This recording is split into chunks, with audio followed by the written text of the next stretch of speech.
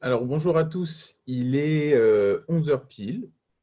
Bienvenue dans ce webinaire Squad qui va apporter sur des sujets autour du cloud et surtout des enjeux de demain qui sont liés au cloud évidemment, mais pas que. Pour vous expliquer un petit peu et remettre dans le contexte pourquoi Squad a décidé d'organiser ce webinaire avec la généreuse participation de nos deux invités, que je vous présenterai un petit peu plus tard. Et peut-être intéressant de resituer Squad dans l'écosystème de l'informatique et en France et à l'étranger. Donc en fait, Squad, c'est un cabinet de conseil qui a une très forte croissance organique, plus de 100% sur 3 ans, et qui, malgré la crise qu'on a tous traversée et qu'on continue de traverser d'ailleurs, a quand même réussi à maintenir son cap de croissance avec une augmentation de son chiffre d'affaires, mais aussi du nombre de consultants et du nombre de personnes qui travaillent avec nous. Squad, c'est entre 550 et 600 consultants avec 8 agences qui sont réparties un petit peu partout en France, mais aussi à Adélaïde en Australie, notamment dans le cadre de l'accompagnement d'un de nos plus grands clients qui est Naval Group. Et donc, pour pouvoir continuer à travailler avec eux par rapport au contrat qui a été remporté avec le gouvernement australien, Squad a décidé d'ouvrir une filiale à Adélaïde en Australie pour les accompagner. Un avantage aussi de Squad par rapport aux autres cabinets et aux autres ESN, c'est que chez nous, on a vraiment mis l'accent sur le bien-être des salariés et proposer un équilibre entre vie perso et vie publique, ce qui fait qu'on est toujours très, très bien classé sur Glassdoor. Donc voilà, nos consultants se plaisent chez nous et y restent, ce qui est plutôt positif. Simplement, cette slide pour vous expliquer qu'on adresse deux principaux métiers, à savoir tous les métiers de la cybersécurité, donc de la gouvernance jusqu'au SOC et en passant par la microsegmentation et le firewalling, mais aussi le DevOps au sens large du terme, c'est-à-dire qu'on adresse l'ensemble des métiers du DevOps, évidemment le développement, avec une expertise sur tout ce qui est UX, UI, design, ergonomie, tout ce qui est opérationnel avec des architectes et des experts sur les sujets d'infrastructure, de cloud, de conteneurisation et évidemment les mouvances DevSecOps, DevOps et tout ce qui est relatif au déploiement et à l'intégration continue. Voilà pour vous faire un petit peu le topo. Donc, vous comprenez que ce webinaire a vraiment un intérêt pour nous puisqu'il adresse la plupart de nos métiers. Donc, nous sommes trois à parler de ce sujet. Donc, je suis Jordan Assouline et je suis Technical Evangelist DevSecOps chez Squad depuis maintenant 2 ans, un peu plus. Et donc, j'ai la chance d'avoir deux invités.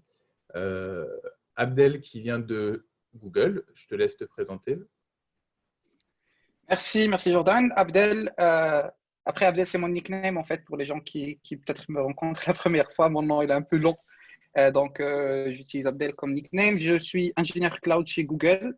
Je travaille dans le département Professional Services. C'est un peu comme Squad, donc la partie consulting de Google Cloud, mais en interne, où on travaille avec les grands clients de Google Cloud. Personnellement, je spécialise sur tout ce qui est cloud native et serverless, et j'ai un background en infra. Et ce que je fais aujourd'hui, c'est plutôt de Kubernetes, Knative et CI/CD. Excellent. Merci beaucoup, Abdel. D'ailleurs, on peut voir sur ton haut qu'il y a un petit logo Kubernetes. Donc, Oui, on est toujours. raccord.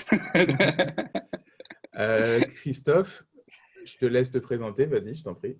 Oui, alors moi c'est Christophe, j'ai en fait cofondé le regroupement d'indépendants en fait, qui s'appelle l'Hydra et en fait on aide nos clients à déployer leurs applications sans couper leurs services, donc on fait du continuous delivery et de la haute dispo. Et en plus on a créé deux SaaS, donc deux services en ligne, donc une pour aider les PME à collaborer autour de leurs documents avec une base de logiciels libres et hébergés en France, et l'autre qui est en bêta actuellement, qui est Frogit, qui permet en fait, c'est une usine logicielle hébergée en France aussi. Et j'ai aussi créé les Compagnons du DevOps, qui est une communauté en ligne autour du DevOps. Je suis aussi animateur d'un podcast et puis d'une chaîne YouTube. Excellent. Merci, Christophe. Alors, évidemment, je vous invite à suivre Abdel, qui est très actif sur Twitter. Christophe, vous pouvez vous inscrire à ces podcasts qui sont intéressants. Pour le coup, moi-même, je les écoute et et j'apprends pas mal de choses. De temps en temps, ça me remet en question certaines idées que j'ai. Donc, vraiment, c'est excellent pour vous de suivre ces deux personnes. En tout cas, je vous y invite fortement. Le premier sujet qu'on va aborder ensemble, c'est évidemment, on sait tous que le cloud, il a révolutionné le développement des applications. Il a aussi révolutionné la gestion des infrastructures, puisque ça a impacté les deux grandes familles de métiers qui sont celles des développeurs et celles des opérationnels, d'où le DevOps. Et la question que se posent peut-être la plupart des gens qui nous regardent, et une question que je me pose aussi, c'est la prochaine étape en fait. C'est quoi la prochaine étape? Le cloud a révolutionné certaines choses, et maintenant, qu'est-ce qui va se passer? Ou qu'est-ce qui peut se passer d'après vous? Donc peut-être, Abdel, si tu veux commencer à rebondir sur ce sujet. Ok. Moi, j'aimerais bien en fait qu'on remette un peu les choses dans le contexte actuel et se mettre un peu les pieds par terre et regarder ce qui se passe. C'est vrai que le cloud en tant qu'idée, c'est pas vraiment très nouveau. C'est juste un terme qu'on utilise depuis quelques années pour décrire une certaine manière de consommer de l'informatique. C'est vrai que ça a révolutionné une partie du marché du tech. Justement, nous, les trois, on est tous dans tout ce qui est cloud moderne, on travaille avec les cloud providers et tout. Donc, on a vraiment tendance à dire, ouais, bah, c'est déjà fait, la révolution est là, c'est bien établi, c'est quoi le futur? Moi, de mon point de vue, de ma position toujours chez Google, je travaille un peu avec des sociétés variées en termes de profil, ce qu'on appelle les digital natives, donc toutes les sociétés qui sont en fait vraiment nées dans les 5, 7, 10 ans, dernières 10 ans, qui sont nés dans le cloud. Ils ont commencé par déployer directement dans le cloud, mais il y a toujours une grande queue, on va dire, de sociétés qui sont toujours dans le on-prem, dans le bare metal et chez eux, quoi, pour eux, pour eux, le cloud n'est pas vraiment, c'est une option, ils sont en train de regarder, mais soit c'est vraiment très tôt pour eux l'adoption du cloud, ou c'est même pas possible, quoi, à cause de contraintes, soit de contraintes de gouvernance, de contraintes de localité de données, ou bien de contraintes du métier ou de latence, de contraintes techniques. Donc après, j'ai pas vraiment les chiffres, parce que si on regarde un peu ce que des cabinets d'analyse du style Gartner, à chaque année, ils sortent avec une étude qui dit en 2020, tu as 90% des sociétés qui vont faire du cloud.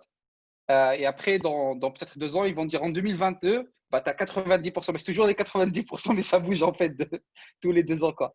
Donc, le cloud, il a révolutionné la manière de faire les choses pour une partie du marché du tech. Il y a toujours une partie qui fait les choses à l'ancien, quoi. Donc, ça, c'est important en fait à garder en tête. C'est que la révolution, elle est là, mais ça va prendre beaucoup de temps pour arriver au point où tout le monde fait les choses comme on le fait aujourd'hui. Peut-être dans 10 ans, dans 20 ans, tout le monde sera sur du CI/CD, du DevOps, du DevSecOps, de la SRE et tout. Et après, peut-être nous les sociétés qui sont vraiment sur le edge, vraiment avancées, il y aura des choses nouvelles pour eux dans 10 ans ou dans 20 ans. Donc ça, c'est un peu le contexte de mon point de vue. Ok, donc si je résume un petit peu ce que tu as dit, c'est que pour toi, par rapport à ton expérience personnelle, tu vois qu'il y a beaucoup d'entreprises qui utilisent du cloud, mais pas que. C'est-à-dire qui font un petit peu d'hybridation, c'est-à-dire qu'ils gardent leur infra chez eux, en quelque sorte, mais ils vont quand même utiliser certains services offerts par le cloud. Donc, il n'y a pas de migration totale, mais plutôt un espèce d'entre-deux, si je comprends bien. Exactement. Et il y a des sociétés qui sont toujours en évaluation. Ils sont en train de voir est-ce que ça va marcher, est-ce que ça correspond un peu. Parce qu'il ne faut pas oublier, en fait, quand on est dans notre data center, il y a de l'argent qui a été mis, il y a des investissements. On ne peut pas juste mettre en repos des serveurs et mettre le cloud. Il faut vraiment amortir l'investissement déjà. Je remarque aussi de mon point de vue, c'est qu'il y a des gens il y a des sociétés, en fait, qui adoptent les méthodes ou les moyens de faire du cloud on-prem. Donc, on peut faire du DevOps dans le data center, quoi. On peut mettre du CI/CD dans un data center avec des serveurs physiques et des serveurs virtuels. D'ailleurs, en fait, entre parenthèses, une petite blague, c'est que je rencontre toujours des sociétés qui ne sont même pas sur la virtualisation. Par contre, la virtualisation, ça date de 15 ans, quoi. Donc, il y a des sociétés qui sont toujours ils sont même pas, il y a des sociétés qui partent déjà toujours du bare metal vers le cloud directement, même, sans même pas passer par la virtualisation, ou du bare metal vers des conteneurs. Et donc, c'est un grand pas en fait pour eux. Donc, en fait, ça a révolutionné la manière de faire les choses, mais pas forcément l'adoption en fait du cloud. Elle est un peu, enfin, elle est un peu lente, ça prend du temps, c'est un peu compliqué, c'est des mentalités qu'il faut changer, c'est une culture. On a déjà parlé quand on a fait le talk ensemble. Il y a aussi le côté culture et mentalité qu'il faut changer. Tout à fait. Moi, je comprends bien. C'est un avis que je partage avec toi, c'est-à-dire que moi aussi, je remarque chez nos clients que les méthodes, enfin, les méthodes dites du cloud sont appliquées sur du on-premise et que aujourd'hui, la transition existe, mais voilà, elle est plus ou moins possible en fonction de la maturité des entreprises au niveau des technologies, mais aussi au niveau de la méthode. Exactement. Peut-être, Christophe, est-ce que toi, tu as pu remarquer quelque chose dans le même style par rapport à tes clients ou ton expérience professionnelle ou d'autres problématiques, hein, peut-être? Ouais, je suis parfaitement d'accord avec le fait qu'il y a une grande partie des entreprises, en effet, qui n'ont pas adopté encore le tournant DevOps et qui n'ont pas forcément adopté le cloud. Pour moi, il y a deux types d'entreprises, hein. Il y a vraiment les entreprises à l'ancienne qui ont encore leur data center en interne et se posent la question aussi de savoir s'ils vont y aller et pourquoi ils vont y aller, parce que le pourquoi est important. Et il y a un deuxième type d'entreprise, c'est les entreprises émergentes qui se créent et qui du coup, qui sont vraiment cloud natives. On pense aux startups, hein, moi c'est à celles que je pense, et qui directement vont dans le cloud. En fait, pour moi, il y a vraiment une question sur c'est quoi notre business? Est-ce que notre business, c'est d'opérer de l'infrastructure et puis de faire notre métier à côté? Ou est-ce que notre business, c'est vraiment de faire notre métier et de laisser à des gens opérer notre infrastructure? Donc après, c'est deux visions des choses et il y a une grande partie d'anciennes entreprises ou d'entreprises qui étaient là avant l'avènement du cloud qui opèrent encore leur infrastructure et qui ne se sont pas encore posé ces questions-là. C'est quoi mon business? Pour moi, il y a un truc de cet ordre-là aussi. Je suis tout à fait d'accord, surtout que on voit en fait, c'est vrai qu'on a tendance à penser à certaines grosses entreprises qui sont presque full cloud, du type Netflix par exemple, on en parle beaucoup, hein. Mais moi aussi, je vois beaucoup de jeunes pousses qui commencent et parce qu'ils ont des budgets limités, parce que investir dans une infrastructure globale, ça coûte de l'argent, aussi bien en matériel qu'en personnel. Bien, le cloud peut répondre à certaines de ces problématiques-là. Je suis d'accord avec toi. Je me demandais, peut-être que vous avez un avis aussi sur cette question-là. Euh, on a tendance à dire que l'informatique subit des cycles, c'est-à-dire qu'il y a souvent des retours en arrière qui sont opérés, ça arrive, hein, sur différents points. Est-ce que vous pensez probable que les entreprises décident un jour de revenir complètement à des solutions qui sont purement et simplement opérées par eux-mêmes et donc de laisser tomber en quelque sorte le cloud? Personnellement, j'y crois moyennement. Il y a notamment un aspect qui, moi, me fait penser à ça, c'est l'aspect écologique. Et du coup, la massification et la centralisation des data centers, au final, et en majorité, nous permet de consommer moins de matériel. Donc, si les entreprises se remettent à faire leur propre data center, déjà, ça va prendre plus de place sur les territoires et on est de plus en plus nombreux. Donc, la place commence à devenir chère. Et puis, surtout, en termes de coûts énergétiques et matériels, ça va être assez important. Pour moi, le côté écologique va nous forcer à mutualiser et donc aller vers le cloud. Et je crois plus vers une émergence des petits opérateurs de cloud que vers une réinternalisation des sociétés. Je suis du même avis, sauf que j'ai peut-être une opinion un peu différente ou un point de vue différent. C'est que je remarque de plus en plus dans les années, enfin les dernières années, que ce qui se passe dans le monde impacte un peu comment on fait le tech. Donc, ce qui se passe dans le monde du politique, entre les pays, tout ça, ça impacte un peu. Donc, je vous donne un exemple de ce que je veux dire. Peut-être demain, une société, pardon, un pays X va dire, nous, on veut se déconnecter du monde. Bah, la France va dire non, on va fermer les frontières. On veut plus être, enfin, je dis d'une manière hypothétique, quoi, mais on veut que tout soit hébergé en France. Donc, on veut plus utiliser, on va plus consommer de AWS, on va plus consommer de Google. Si c'est une politique d'État, les sociétés seront obligées de rapatrier en faire leur informatique chez eux. Mais après, comme Christophe a dit, peut-être qu'il y aurait une émergence des petits clouds nationaux en quelque sorte, des sociétés qui font que qu'ils offrent en fait leur service uniquement pour le territoire. Un exemple pareil, c'est moi je suis marocain et au Maroc, il y a des contraintes en fait par rapport à l'hébergement des données des citoyens marocains. Le Maroc, il est toujours en émergence, on adopte en fait le digital, il y a de plus en plus de trucs qu'on peut faire en ligne, genre payer les factures, payer peut-être payer les assurances, les vignettes et tout ça. Et il y a une émergence de petites sociétés qui hébergent des trucs locaux sur le territoire marocain pour les sociétés marocaines qui n'ont pas le droit d'aller héberger ailleurs. Donc, il y a cet aspect-là, il y a cet aspect de ce qui se passe un peu dans le monde politique en général va impacter en quelque sorte comment on fait les choses à l'échelle nationale, on va dire. Après, dans les dernières années, on a vu des sociétés qui ont fait un peu le switch entre cloud, on-prem. Les exemples me manquent, les noms me manquent, mais il y a beaucoup de sociétés qui ont fait ça et qui sont finalement retournées chez le cloud parce que pour des raisons d'écologie, comme Christophe a dit, pour des raisons de coût, pour des raisons de peut-être valeur ajoutée. Parce qu'à mon avis, faire du cloud pour héberger de l'infra, c'est généralement beaucoup moins cher en fait d'héberger de l'infra chez le dans le data center que de le faire dans le cloud. Parce que ça coûte peut-être moins cher. Mais en fait, aller vers le cloud, généralement, les sociétés ils font ça pour avoir une sorte de valeur ajoutée. Il y a quelque chose de plus que juste l'infra, que juste les VM ou juste les bases de données ou juste le stockage, juste le réseau, quoi. Ok, c'est très clair.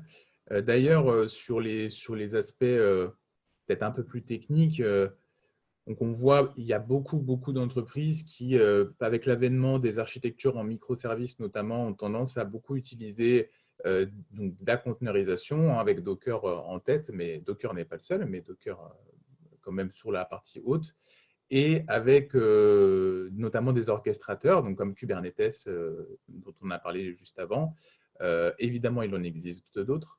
Ma question, c'est, donc là, au niveau des pratiques, on est passé un petit peu de quelque chose de monolithique vers quelque chose de plus, disons, en microservices, avec de la conteneurisation.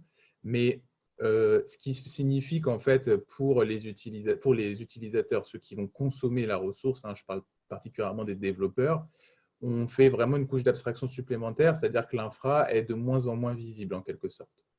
Est-ce qu'il y a d'autres technologies ou d'autres méthodos qui apparaissent qui vont dans ce sens-là, justement pour avoir encore une couche d'abstraction supplémentaire et éliminer en quelque sorte de l'équation la partie infrastructure? Peut-être l'émergence la plus concrète en ce moment, c'est tout ce qui est serverless. Donc, c'est partir sur tout ce qui est serverless, c'est en fait de se dire, bah, moi, en tant que développeur, je m'en fous un peu des serveurs, de l'infra, du réseau, du stockage. J'ai un container, j'exécute une ligne de commande ou là, je prends un exemple Knative qui fait, c'est une couche d'abstraction au-dessous de Kubernetes qui permet en fait de déployer un conteneur et le framework Knative, il s'occupe de faire scale up, scale down et tout ça. Peut-être le dernier produit qu'on a vu dans le marché, c'est l'offre de DigitalOcean. Ils viennent d'offrir il y a 2 jours un truc un peu similaire à HeroQ, mais après, on peut utiliser n'importe quel. Enfin, il y a un sorte de. L'offre en termes de langage de programmation est beaucoup plus grande. HeroQ, on pouvait faire qu'avec du Ruby on Rails, mais là, on peut utiliser du Java ou du Node.js et d'autres langages de programmation. Donc, il y a cette tendance. Et ce que je remarque personnellement, c'est que la tendance serverless, il est en train de passer en fait de juste du compute, donc juste les conteneurs, vers serverless sur d'autres offres, les bases de données, tout ce qui est les messages, enfin les queues de messages, les message queues, tout ce qui est CDN, tout ce qui est load balancer, tout ce qui est toutes les dépendances qu'on aura pour une application, parce qu'une application, ce n'est pas juste du compute, il y a des données qu'il faut stocker, il y a du cache qu'il faut avoir quelque part. Donc ça, c'est aussi quelque chose le serverless en général, c'est ajouter une couche d'abstraction par rapport à l'infra pour un développeur spécifique, pour un développeur, pour qu'il puisse développer une application et l'annoncer. Donc, ouais. Alors, je ne sais pas si ça va répondre à la question, mais pour moi, il y a une sorte de mouvement de fond entre avant, on avait des applications plutôt client-serveur et ce genre de choses, et on va de plus en plus vers des modèles SaaS, de plus en plus dans des modèles en ligne. Et moi, je me pose énormément de questions parce que j'ai un PC fixe chez moi et j'ai un PC portable pour quand je me déplace, ce qui fait qu'en fait, j'ai 2 machines. À chaque fois, personnellement, je dois passer d'une machine à l'autre et c'est problématique. Et j'ai encore des applications comme mon VS Codium ou ce genre de choses qui sont sur mes machines et à chaque fois, je dois naviguer d'une machine à l'autre. Et pour moi, il y a ce modèle SaaS peut s'étendre au poste de travail et on voit avec le cloud computing qui pour l'instant est émergent sur le gaming. Pour moi, il y a un truc de cet ordre-là au niveau du poste de travail. Et moi, je crois beaucoup au fait d'avoir des petits postes de travail avec des petites puces ARM toutes petites et qui soient déplaçables, soit avec un portable, soit avec une toute petite machine, genre comme ça. Et puis qu'en fait, notre machine de travail soit dans le cloud et qu'en fait, quel que soit le terminal qu'on adresse, ce soit la même machine finalement dans le cloud. Et on reviendrait quelque part à ce que j'avais connu au début avec juste un écran, un clavier qui se connecte à une sorte de serveur et qui est tout le temps disponible et qui s'éteint quand on n'en a pas besoin. Personnellement, enfin, je pense que le edge computing va être une des évolutions majeures dans les années à venir. Et d'ailleurs, pour rebondir sur ce que tu dis et ce qui va plutôt dans le sens de ton analyse, c'est qu'aujourd'hui, on ne va pas être chauvin, mais disons qu'en France, il y a un acteur qui se démarque un petit peu sur ce sujet-là, qui s'appelle Shadow, et qui, pour le coup, a tendance aujourd'hui, il y a des listes d'attente pour pouvoir avoir accès à ce type d'outils, hein, comme tu le dis, en fait, le PC de gaming hébergé dans le cloud. Ça permet en fait toi de t'y connecter avec même avec une Raspberry, c'est tout à fait possible. Hein, ça coûte une trentaine d'euros les Raspberry pour ceux qui ne savent pas. Donc oui, je pense que en tout cas il y a une direction qui est prise dans ce sens-là. Est-ce que finalement ça va aller à 100% là-dedans ou pas, ça, je ne sais pas et personne ne le sait. Mais la tendance va plutôt dans ce que tu dis, clairement. Donc Si on je est un peux, peu sur la partie innovation. ouais, si je peux ajouter quelque chose, nous on développe un service qui s'appelle la boîte à outils, qui est un service d'outils coopératifs pour les entreprises. Donc on va héberger le cœur des entreprises, que ça aille de l'édition collaborative à l'ERP. Et on a dans nos projets, si on arrive à se développer, donc c'est un projet SaaS, mais si on arrive à se développer, une vraie boîte physique qu'on pourra installer chez les gens et qui sera en fait une sorte de boîte à outils déportée. C'est-à-dire que nous, on assurera la maintenance de cette boîte-là au travers du cloud et les gens pourront, s'ils veulent, enfin les entreprises, débrancher ou pas cette boîte. Et elle sera physiquement dans leurs locaux. Et on sera hybride entre les deux, le edge computing et le cloud computing. Mhm. Abdel, tu voulais rajouter quelque chose peut-être?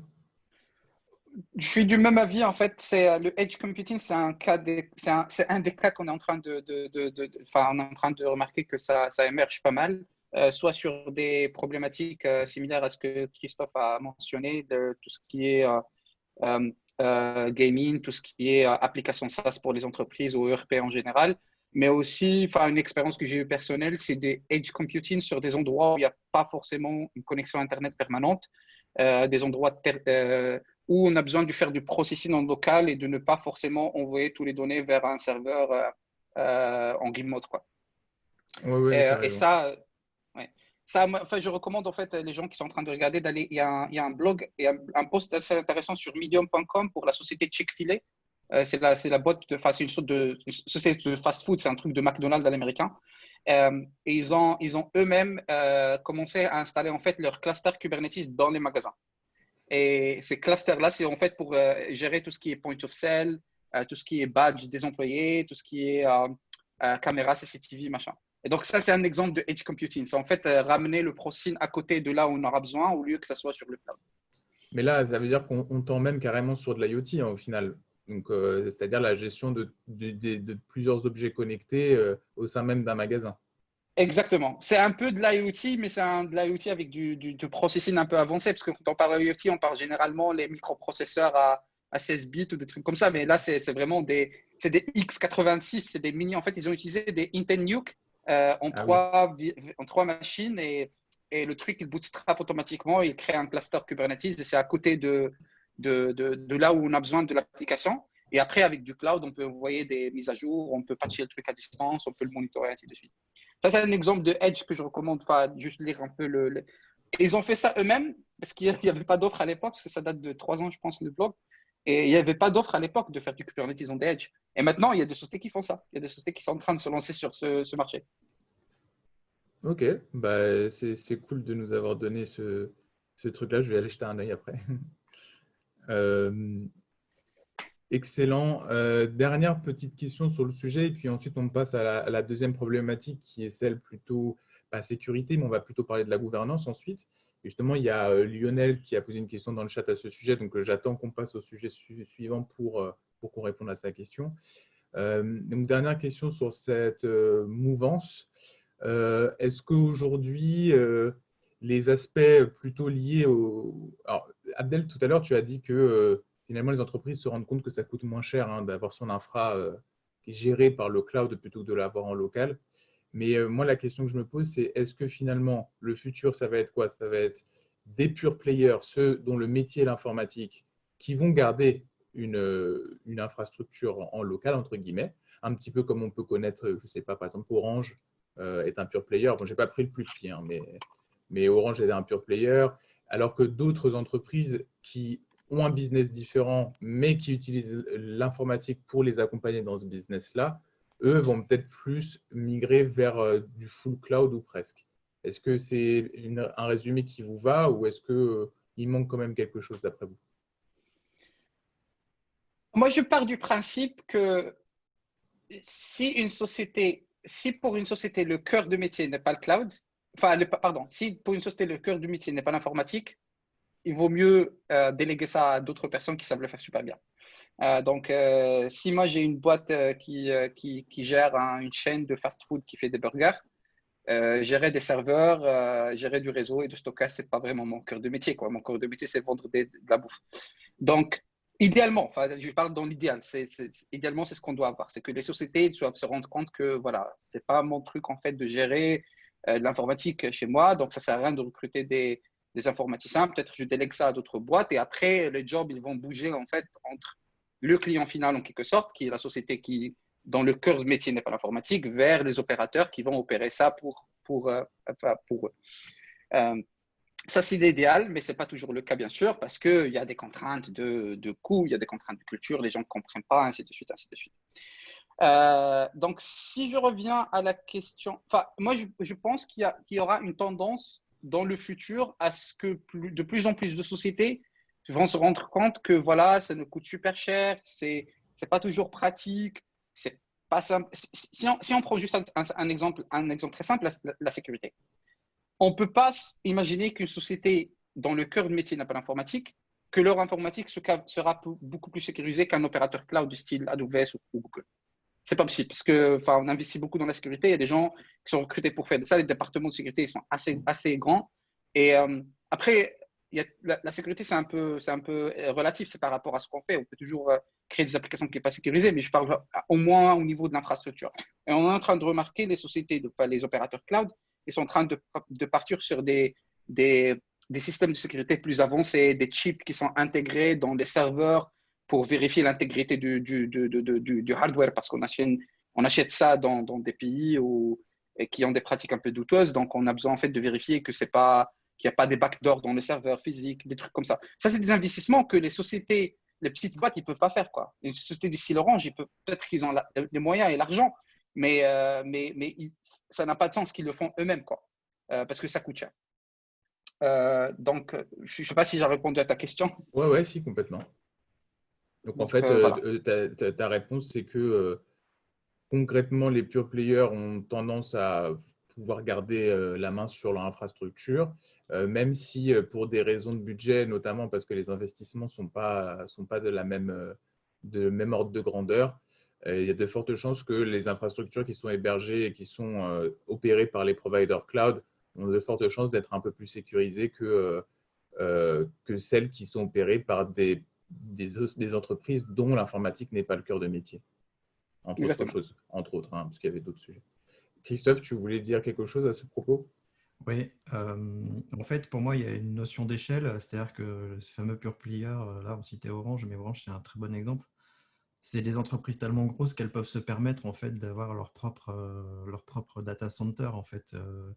Et puis l'informatique étant tellement centrale maintenant dans tous les métiers que finalement c'est comme avoir un service comptable pour Orange. Pour moi, je ne sais pas si en fait on va vers le tout cloud. Par contre, je pense qu'en effet on va vers de plus en plus de prestations.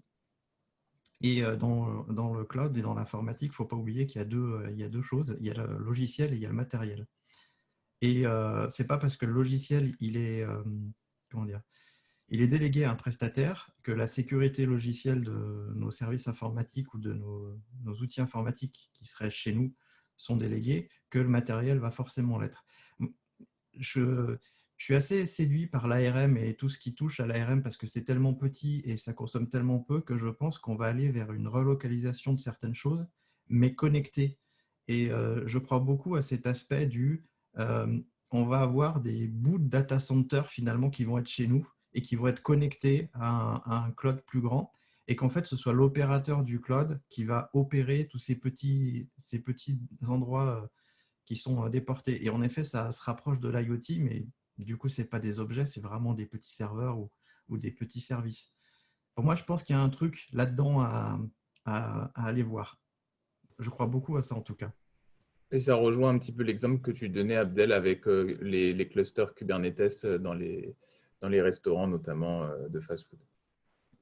Je trouve que c'est une bonne conclusion pour cette partie-là.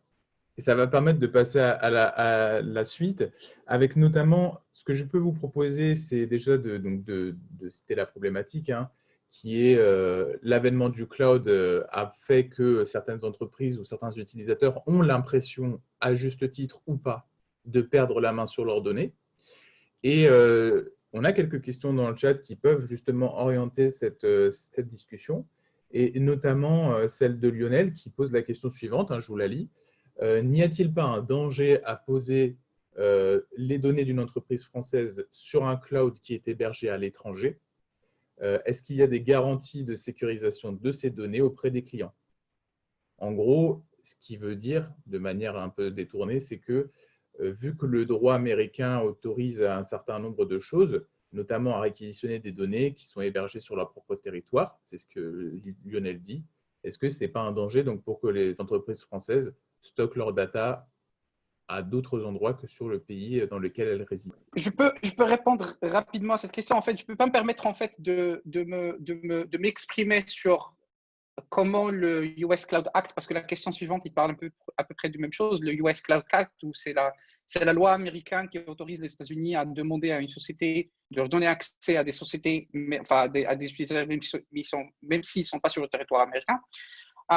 Je ne peux pas m'exprimer sur la position de Google parce que je ne parle pas pour Google, mais personnellement, j'ai beaucoup lu et j'ai fait beaucoup de recherches sur ce sujet. Il y a beaucoup de vidéos, il y a beaucoup de podcasts qui parlent de ça. Théoriquement, oui. Théoriquement, la loi elle est applicable aux États-Unis sur des données d'utilisateurs qui ne sont pas basées aux États-Unis. Mais il y a aussi une procédure judiciaire qui doit être établie dans le pays où l'utilisateur est positionné. Et il doit y avoir une sorte d'agrément entre les deux pays pour que cette loi soit mise en action. Donc, prenons un exemple d'un utilisateur en France et qui a une boîte email chez Microsoft. Et donc, les États-Unis, ils ont besoin d'accès à cette boîte email. Il y a une procédure judiciaire qui doit être établie aux États-Unis, mais aussi en France, pour pouvoir avoir accès à ces données. Et d'après ce que je sais, la recherche que j'ai fait, c'est super compliqué. C'est tellement très compliqué qu'en fait, cette loi, je pense, a été mise en place pour une sorte comment dire, de stratégie parallèle ou de stratégie de backup, une sorte de plan B, si jamais, en fait, ils ne peuvent pas aller avec le plan A, qui est les services secrets, ainsi de suite, qui essaient de récupérer les données d'une manière un peu, peut-être avec des méthodes un peu douteuses, mais essayer d'avoir l'accès directement aux données avant d'activer, en fait, cette loi et d'activer toute la procédure judiciaire, parce qu'à ma compréhension, c'est super compliqué.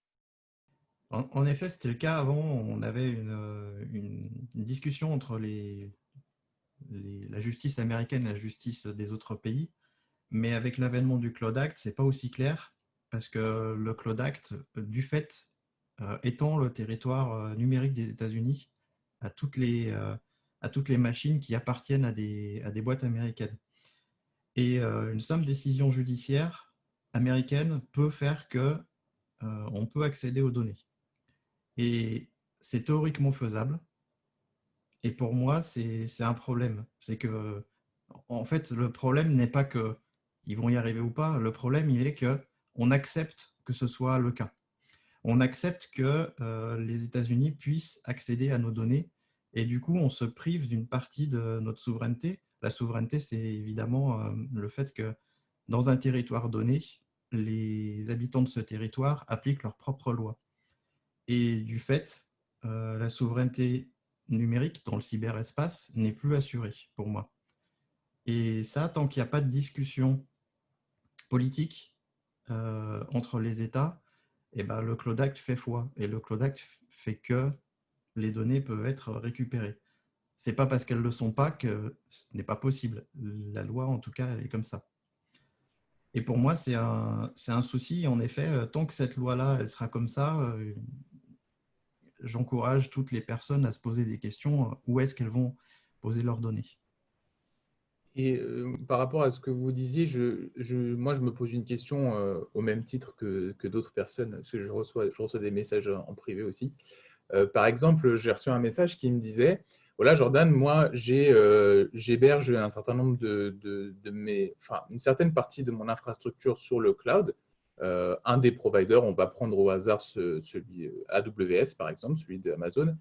Et il me disait, mais si jamais le provider cloud me met à disposition la capacité de pouvoir chiffrer mes données avec mes propres clés, est-ce que finalement, ça ne me permet pas à moi de garder la main sur mes données et donc de ne pas laisser Cloud Act ou pas, les gouvernements, les instances, tout ce qu'on peut imaginer, accéder à mes données?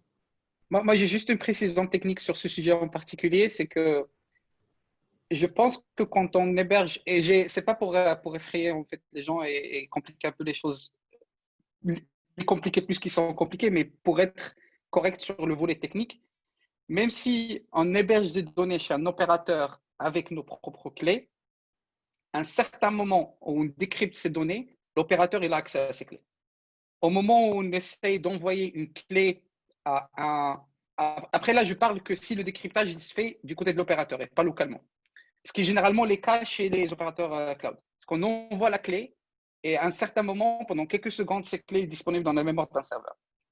Donc, théoriquement, c'est faisable. Sur le plan technique, on peut le faire. On peut dumper la mémoire d'un serveur au moment où on sait que l'utilisateur est en train de décrypter ses données avec une clé, même si la clé elle est possédée du côté de l'utilisateur.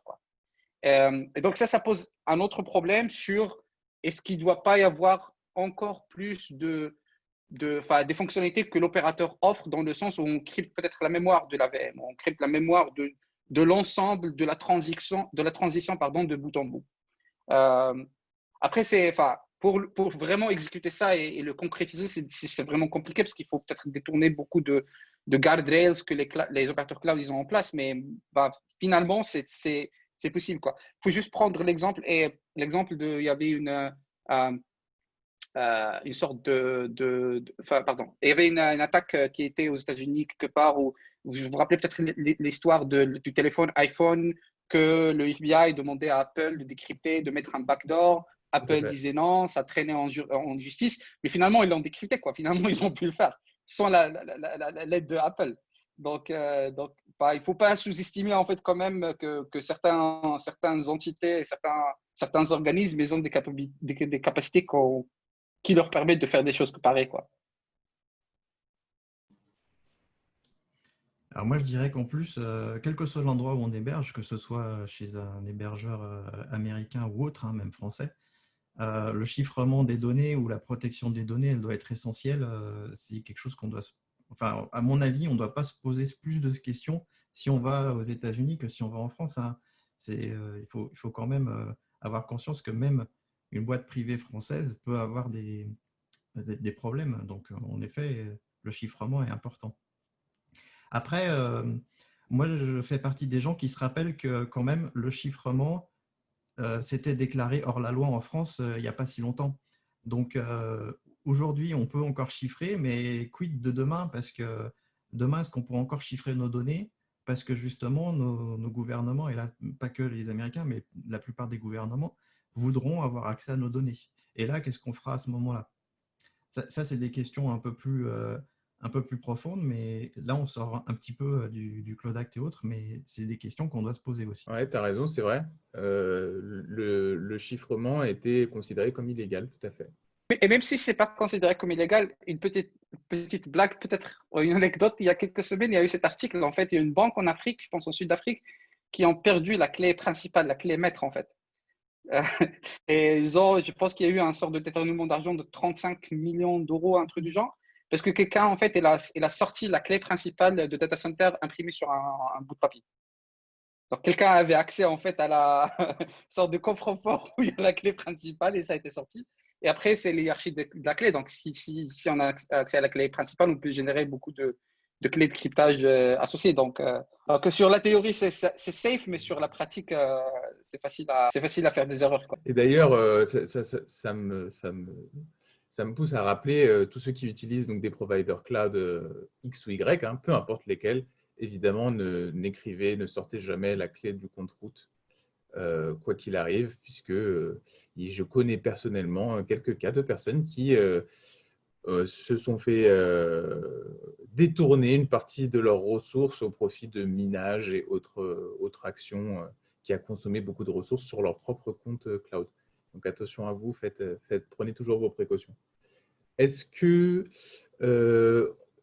vous pensez que la formation, quand je dis la formation, j'inclus la sensibilisation, donc la formation des personnes techniques, donc ceux qui opèrent sur les infrastructures cloud et pas que d'ailleurs, est suffisante aujourd'hui? Enfin, vous allez me dire non parce que c'est jamais suffisant, mais est-ce que vous pensez qu'elle s'est améliorée en tout cas depuis quelque temps, qu'il y a des bonnes choses qui ont pu être inculquées, qui ont pu être données aux acteurs, ou est-ce que vous pensez que pour l'instant, on est encore très, très, très, très loin du résultat qui serait le résultat minimum attendu? Moi, je vais commencer alors parce que je suis en contact avec quelques grands acteurs. Pour moi, on n'est clairement pas à niveau dans le sens où on a cette espèce d'état d'esprit encore chez certaines personnes on fait tellement bien qu'on n'a pas besoin d'apprendre. Et pour moi, ça, c'est un souci, le souci de ne pas se mettre dans une démarche d'amélioration continue et de regarder ce qui se fait ailleurs. Et pour moi, il y a un truc là qui, je ne sais pas si c'est français, parce que du coup, moi, je n'adresse que des clients français, mais cette espèce d'idée comme quoi, en fait, on a atteint notre achievement, enfin notre bénéfice sécurité parfaite, et du coup, on ne va pas aller voir ailleurs. Pour moi, c'est un vrai souci. Et c'est pour ça aussi que je pense qu'on doit se former, et pas que techniquement. On doit aussi se former sur des aspects légaux et autres. Donc, est-ce que vous seriez partisan, par exemple, de formation obligatoire de l'ensemble des entreprises, typiquement une entreprise qui dépasse un certain nombre de salariés, hein, je dis au hasard, on va dire 500 par exemple. Est-ce que vous pensez que c'est une bonne idée d'obliger ces entreprises à sensibiliser leurs salariés à la sécurité? Bah, nous, on le fait, hein, on le fait chez Google. Il y a toujours des formations continues en termes de sécurité, en termes de… après, il y a d'autres formations qui sont un peu liées à la manière de faire les choses, à des trucs d'anticorruption, d'égalité des gens et ainsi de suite. Mais sensibiliser les gens sur la sécurité, c'est très intéressant et c'est très important en fait. Et je pense que ça devrait être obligatoire, mais il doit y avoir aussi une sorte de stratégie d'aider les gens à se sécuriser d'une manière automatique, on va dire, à éviter les trucs de base, les erreurs de base. Je vous donne un exemple, en fait, que moi, c'est une discussion que j'ai peut-être 2 fois par semaine à chaque fois que je travaille avec un client. C'est en fait, moi, ce que j'appelle la sécurité du PC, la sécurité de l'ordinateur d'un développeur ou d'un administrateur système, quelqu'un qui a accès à un système informatique. Donc, on commence à travailler, on se met devant la sécurité et commence à mettre de nous donner des contraintes en termes d'accès, de granularité d'accès, et comme quoi la plateforme cloud qu'on veut utiliser doit supporter X, Y, Z en termes de contraintes de sécurité. Et le Zero Trust et le Identity as a First Citizen et tous ces mots un peu à la mode. Et après, il faut juste demander une question très simple. Est-ce que l'ordinateur de ton développeur est crypté?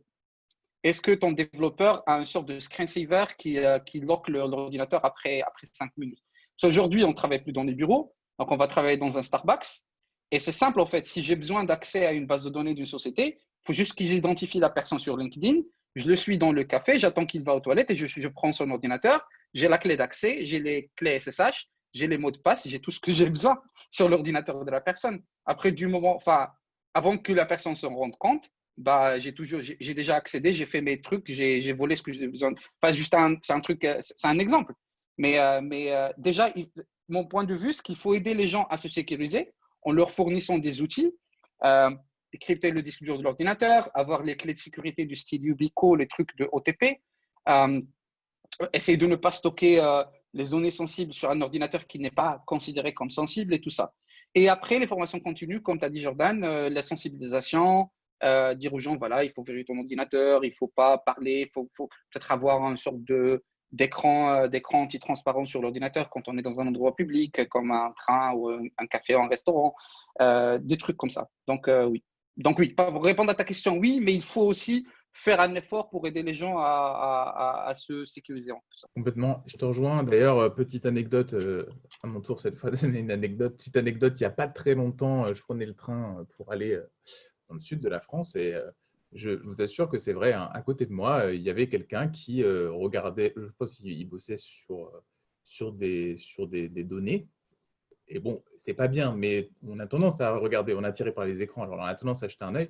Et en fait, c'est vrai que c'était des données confidentielles sur la roadmap des actions commerciales qui allaient être menées sur les prochaines semaines pour le groupe auquel il travaillait. Alors là, on se dit, oui, bon, ça va, c'est pas très grave, mais en fait, moi, je trouve que c'est quand même embêtant que n'importe qui passe à côté de ce monsieur pouvait avoir accès de toute la direction commerciale qui allait être prise par l'entreprise dans laquelle il travaille.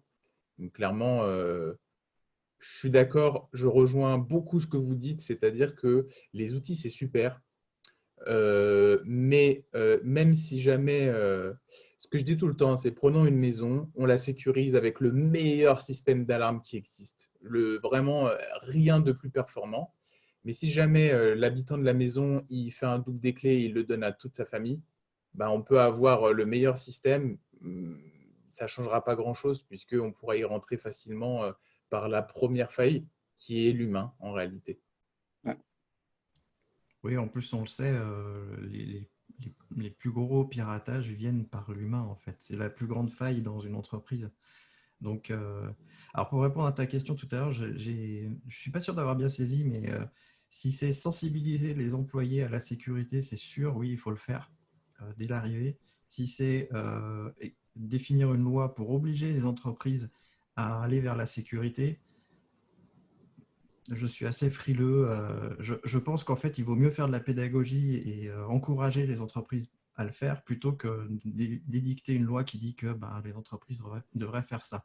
C'est un peu dire aux entreprises comment elles devraient faire leur taf, quelque part. Donc, je ne suis pas chaud. Non, mais en fait, c'est que tu rejoins une des choses que je dis le plus souvent en DevSecOps. Enfin, moi, je dis deux choses pour le DevSecOps. Je dis que le DevSecOps, c'est du DevOps qui est fait correctement, déjà. Ce n'est pas quelque chose d'à part entière. Et un autre truc que je dis assez souvent, c'est que la sécurité qui fonctionne le mieux est une sécurité qui accompagne et non pas une sécurité qui sanctionne. Et souvent, pour avoir travaillé avec des acteurs qui sont très, très sensibilisés aux questions de sécurité, avec des clients qui travaillent dans la défense, eh bien, je remarque que lorsqu'on met un security champion, par exemple, à l'intérieur d'une équipe qui travaille avec cette équipe-là au quotidien et qui leur montre qu'on peut faire un peu différemment et qu'en fait, ça ne prend pas beaucoup plus de temps et c'est sympa, eh ben, on a une adoption beaucoup plus forte des salariés aux restrictions, plutôt aux règles qui permettent de coder plus proprement, de coder de manière plus sécurisée, mais aussi des best practices qui permettent en quelques minutes d'améliorer énormément la sécurité, alors que dans d'autres entreprises où il y a une sécurité qui sanctionne, donc qui interdit complètement les déploiements ou ce genre de choses, eh bien, il y a un peu plus, ça doit être le côté français, on est un peu réac, hein, je suppose.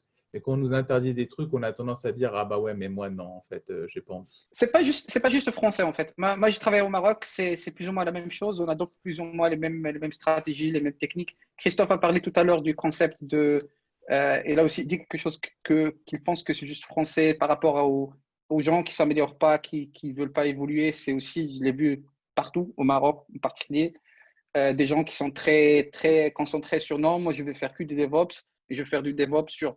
Enfin, peut-être le DevOps c'est le mauvais exemple, mais un exemple concret que j'ai vu, moi je suis expert VMware. Donc je fais que du VMware, je m'en fous. La société va partir du cloud, mais moi je veux rester sur mon truc de VMware. Donc j'ai mon salaire, j'ai ma maison, j'ai ma retraite qui est sécurisée, donc je m'en fous un peu de ce qui se passe autour de moi.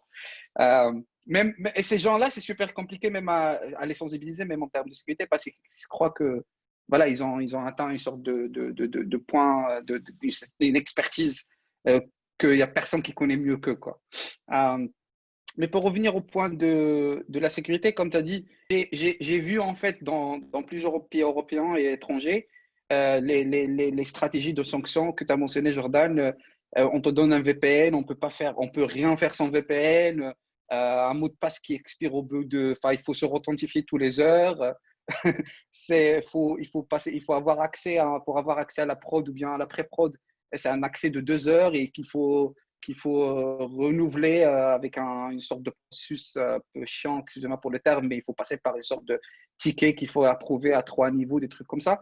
Et ça, c'est vraiment les sociétés qui ont des problèmes peut-être à sensibiliser tout le monde à l'intérieur sur comment il faut faire les choses dès qu'ils mettent des garde-rails à l'extérieur. Ils essaient en fait de sécuriser le périmètre avec des solutions qui sont pas forcément là pour améliorer la productivité des gens. Ouais, je suis parfaitement d'accord. Vas-y, Christophe. Ouais, j'ai un client qui est dans cette optique-là et c'est une vraie galère pour travailler avec lui. En plus, moi, je ne suis pas sur place, donc j'ai le droit au VPN, au PC, parce que je n'ai pas le droit d'installer son VPN sur mon PC. Donc, il me fournit un PC, et puis le VPN, il expire au bout d'un mois et tout. C'est impossible de travailler dans ces conditions-là. En fait, la sécurité, c'est bien, mais il faut faire attention à ce qu'elle ne soit pas contre-productive. Parce qu'en fait, on peut mettre en place tout un tas de bonnes pratiques qui sont sécurisantes sans aller jusqu'à couper les accès, mettre en place des filtres de partout, des VPN et des doubles authentifications de partout. Alors, c'est bien, mais quand tu travailles avec beaucoup de prestataires, comme en France, on sait qu'il y a beaucoup de prestations dans les entreprises, ça devient vite compliqué et du coup, ça devient vite très très cher pour pas grand-chose finalement. Donc attention, prenez plutôt des bonnes pratiques et des bonnes habitudes plutôt que d'aller tout sécuriser dès le départ. Bon, ça, je l'ai vu quand même chez les grosses boîtes, les très grosses Ah oui, boîtes. en ce moment, je travaille sur 2 projets en parallèle, en plus que mon travail chez Google. Donc, j'ai le PC desktop et le PC portable du bureau. J'ai le PC portable d'un des clients, un autre PC. J'ai 2 Mac chez moi, en plus de 2 PC Linux et mon PC personnel. Et hier, je parlais justement à mon manager, je lui disais, à partir du mois prochain, je commence à facturer l'électricité à la boîte parce que j'en peux plus, quoi. C'est pas possible. Traîner 4 devices comme ça à la maison, c'est chiant, quoi. Non, mais franchement, ça va, on vit tous la même chose, donc ça me rassure. Je me dis que je suis pas juste, c'est pas juste moi qu'on a envie d'embêter, Ah hein, non, en non, fait, non. c'est tout le monde. Mais ouais, bah, c'est vraiment intéressant de voir un petit peu aussi vos expériences personnelles sur le sujet qui recoupent absolument les miennes. Juste avant la conclusion, je vous fais un petit rapport entre guillemets de ce qui peut se dire dans le chat, hein. C'est que certains se demandent s'il n'y a pas un vide juridique mondial à propos donc des sujets liés justement à la capacité des entreprises à accéder aux data, enfin des instances gouvernementales et autres d'accéder aux données. Donc, il y a un certain vide juridique sur ce sujet-là, c'est vrai. Mais je pense qu'il est plus lié à un problème de consensus de plusieurs pays sur le sujet qu'à une espèce d'initiative individuelle d'un pays en particulier. Je pense que ce serait plus efficace si plusieurs acteurs se mettaient d'accord sur ce sujet-là plutôt que chacun le fasse un petit peu dans son coin. C'est un avis personnel, hein. Ensuite, je vois que Guillaume, il plus soit ce qu'on disait, hein, il dit le weak point d'une chaîne de sécurité, c'est toujours l'humain. Donc, je suis d'accord. Toujours, je ne sais pas, mais très souvent en tout cas, ça c'est sûr. Et René qui nous dit je suis complètement en phase avec ça. Les gens de la sécurité doivent absolument accompagner, expliquer et ne pas être dogmatiques et interdire. Donc, bon, il y a un certain consensus sur le sujet. Donc, si jamais il y a des RSSI qui nous entend, des gens qui s'occupent de la sécurité. Voilà. Vous voyez qu'il y a un certain consensus sur le fait que la sécurité qui accompagne est parfois plus performante que la sécurité qui interdit et qui sanctionne. Donc, essayez de voir. Peut-être qu'il y a des actions que vous pouvez mettre dans vos propres entreprises, dans vos propres organisations, qui permettraient d'améliorer tout ça. Alors, Christophe, Adèle, petite conclusion de tout ça. Je vous fais un très rapide récap, hein, qu'on a parlé tout à l'heure du premier sujet, donc avec une certaine révolution des métiers tech, hein, on va appeler ça comme ça, avec des initiatives qui sont plus proches d'un espèce de cloud hybride, même si jamais, lorsque l'on parle disons de pure player, on reste avec quand même la main sur l'infrastructure, même si ceux qui ne sont pas du pure player ont tendance à aller sur le cloud, à raison, a priori, puisque ça fait certaines économies. Je ne parle pas que d'économie financière. Il y a beaucoup de méthodes cloud qui sont appliquées sur des infrastructures on-premise. Ça, moi aussi, je le vois complètement, avec quand même des petites des petites techniques qui émergent un petit peu plus, donc tout ce qui est serverless avec le Knative, tout ce qui est edge computing notamment, donc pour du gaming, mais pas que, hein. Je le vois aussi pour d'autres trucs, genre des outils de compta ou des choses comme ça.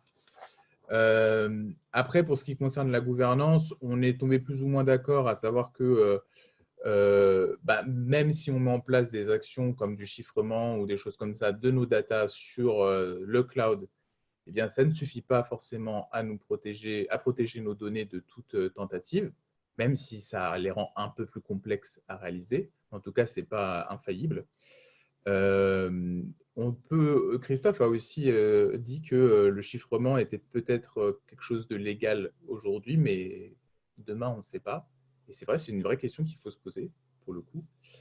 Et de continuer à sensibiliser le personnel à la sécurité pour que la sécurité puisse les accompagner dans cette espèce de journey, enfin de périple à travers l'acquisition de certaines bonnes pratiques.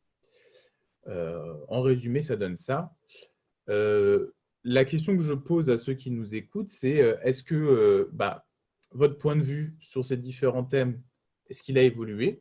Est-ce que peut-être que vous avez appris des choses? Peut-être que vous vous êtes rendu compte que votre point de vue était partagé par d'autres professionnels?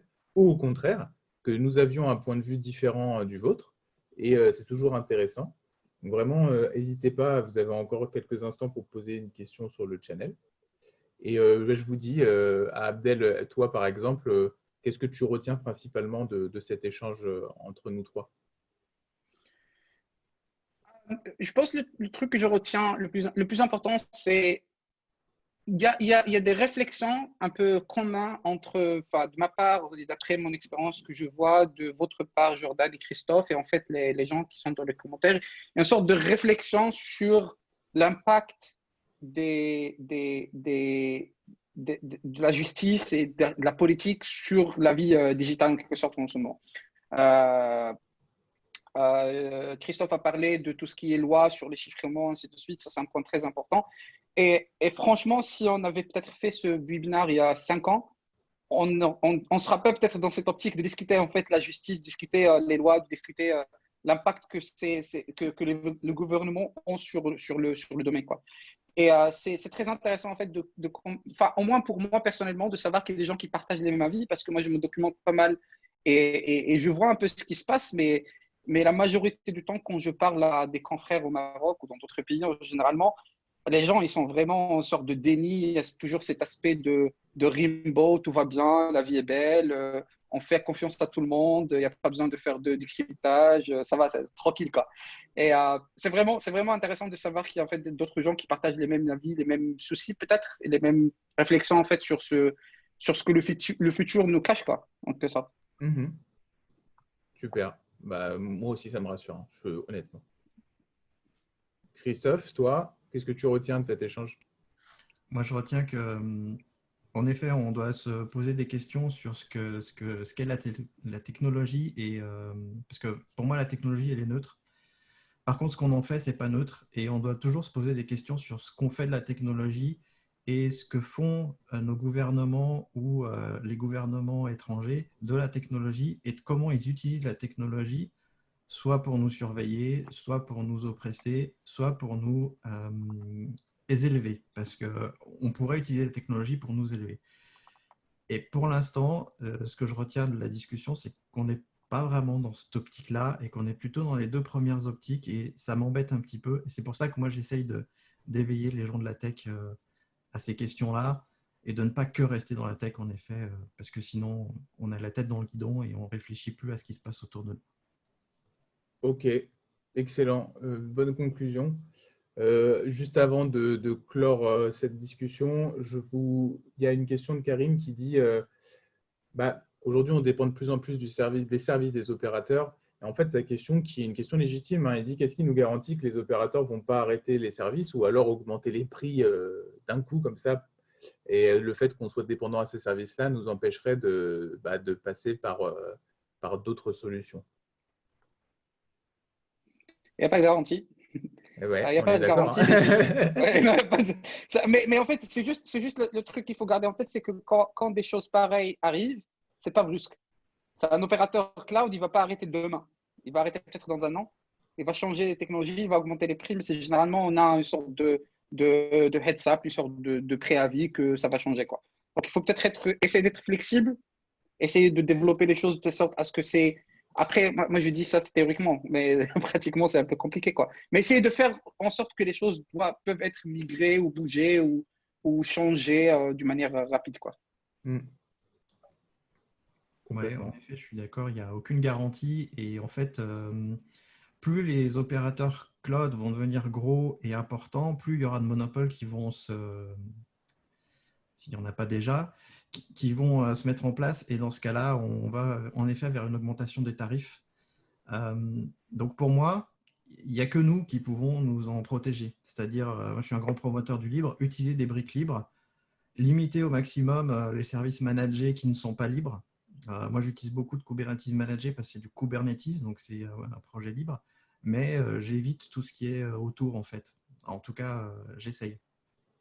Et comme ça, favoriser aussi les autres acteurs pour aller dans une optique de multi-cloud pour justement, si jamais on est pris à la gorge avec un des acteurs, pouvoir basculer petit à petit vers l'autre acteur.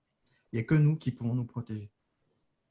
Et donc, d'ailleurs, à ce propos, ouais, si vas-y. je permets d'ajouter quelque chose, en fait, ce point-là d'essayer de se protéger contre l'augmentation des prix ou le changement de technologie, c'est pas juste le cloud. Même si on est en prem, même si on est dans notre propre data center, qu'est-ce qui fait qu'on a la garantie que Intel ne va pas doubler le prix d'un processeur ou que HP ne va pas doubler le prix d'un serveur?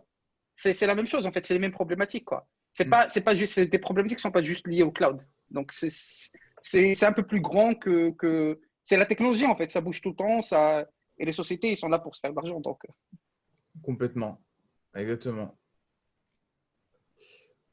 Merci beaucoup, Christophe. Merci à toi pour ton point de vue éclairé. Abdel, également, merci pour ta participation et ton point de vue aussi éclairé, malgré tes 5 ordinateurs à la maison et pas mal de boulot. Et j'ai l'impression que là, en ce moment, c'est un peu le feu. Vraiment, je vous remercie d'avoir été aussi transparent, d'avoir communiqué vos impressions, vos avis, les tendances que vous voyez.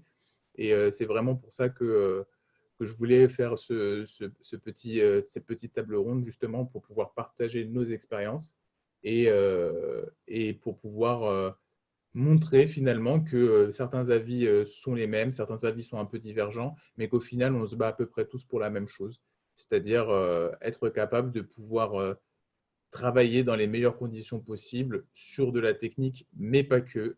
La méthodo, l'organisation, c'est vraiment très important puisque les outils se changent, la personnalité est plus difficile à changer. Exactement. Voilà. Ben, Merci encore. Je vous souhaite bon courage et merci à tous d'avoir suivi ce webinaire. Merci pour vos questions et je vous dis à très bientôt.